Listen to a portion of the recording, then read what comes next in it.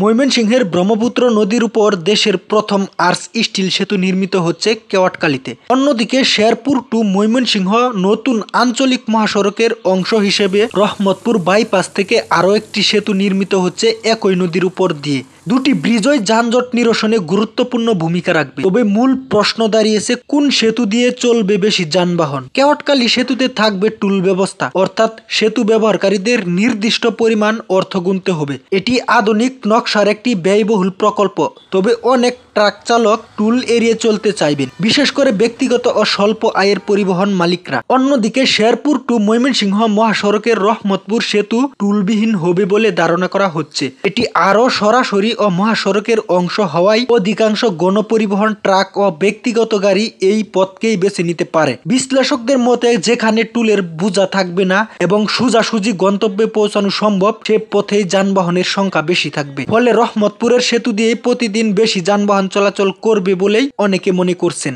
তবে সরকারি কর্তৃপক্ষ বলছে দুই সেতুই গুরুত্বপূর্ণ এবং আলাদা করে যানবাহন বন্টন হবে। শহরের যানজট কমাতে একটির উপর দিয়ে চাপ কমিয়ে অপরটিতে ভারসাম্য আনা হবে। যেহেতু ৩,০৬২ কোটি টাকার উপরে ব্যয় হচ্ছে ময়মনসিংহ আর্চ স্টিল ব্রিজ, অবশ্যই শেরপুর টু ময়মনসিংহ মহাসড়কে বড় বড় ট্রাকগুলো চলতে দিবে না তখন, এবং আর্চ স্টিল ব্রিজের উপর দিয়ে নিতে হবে। কারণ বড় বড় ট্রাকগুলো, বালুর ট্রাকগুলো, বড় বড় যানবাহনগুলো শেরপুর টু ময়মনসিংহ ব্রিজের উপর দিয়ে চলাচল বন্ধ করে দিতে পারে ভবিষ্যতে।